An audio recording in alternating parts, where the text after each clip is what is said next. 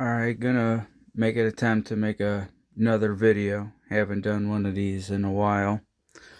Um, Here are two knives that I picked up on a Black Friday sale. Um, Black Friday 2022. A lot of Spydercos were on sale. So I picked up Military S30V. And I also picked up a Little Tempo 3 lightweight. A lot of people on the forums are really against this knife. Price point, VG10 steel. I understand the argument. I always said this would be an ergonomic driven purchase, and if the stars aligned, I would pick one up. Well, I was able to pick one up for $125, so that gave me an opportunity to actually check it out. Everything that I thought it was going to be is exactly what it is.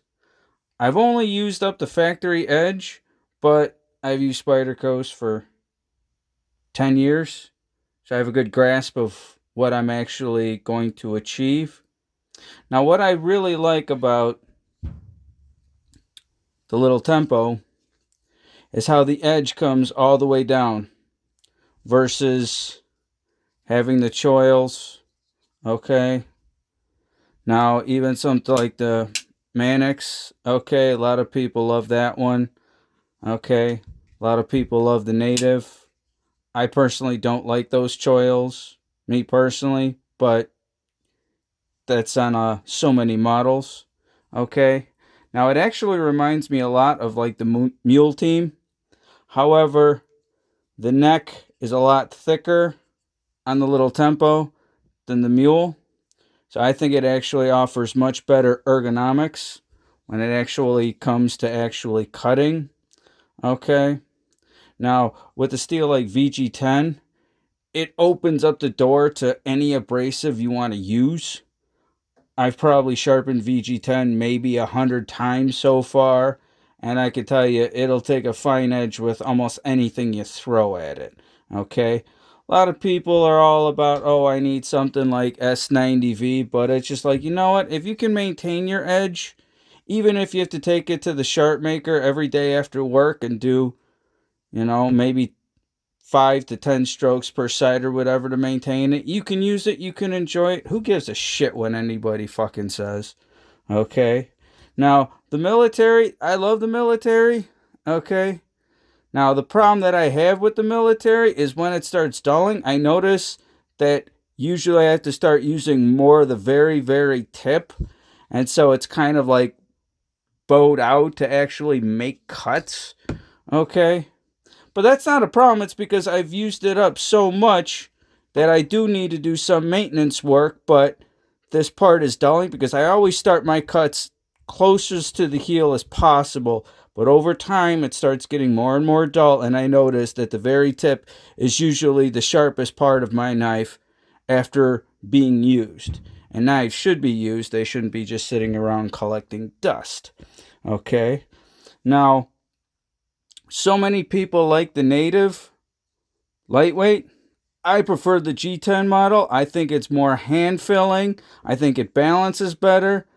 But I just feel like you're going to get more options when it comes to sprint runs and exclusive steels if you go with the lightweight.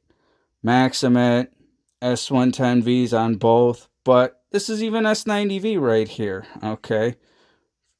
A lot of people enjoy it. Not knocking them. I got it. Yeah. It'll get used sooner or later. Okay.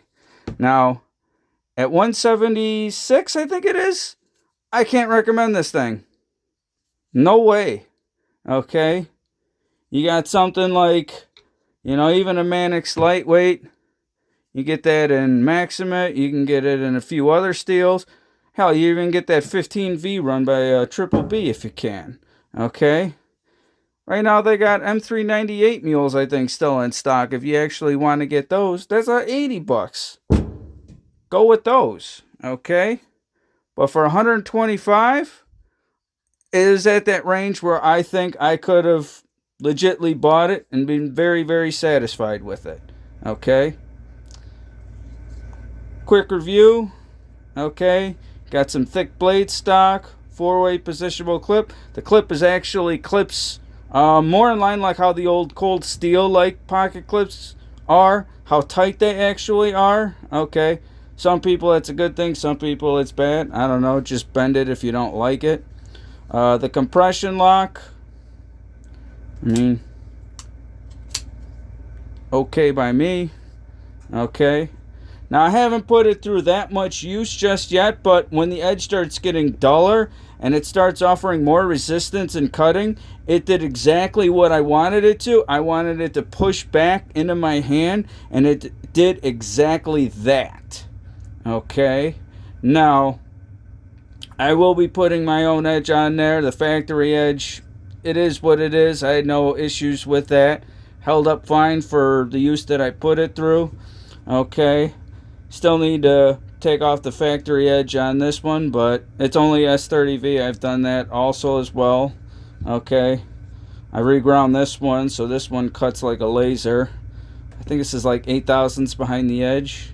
Okay, this one, I'll get around to using that one eventually. This is a B70 P-Mule. I was having fun a lot with the Rec 76 ones lately. They're with Triple B getting, well, I got hardness testing. I don't know if he wants to do any other types of testing with those, but those actually rock weld at 69.3 on both of them. Very amazing stuff. I'm hoping to see that in a production folder eventually, but for right now, I'm going to be carrying this for a little bit. And I'm thinking maybe a 600 to 800 grit edge. I may just use the brown spyderco ceramic on this thing. S90V will run circles around it when it comes to edge performance, but I bought this for ergonomics, and well, I'm just going to enjoy it. Plain and simple.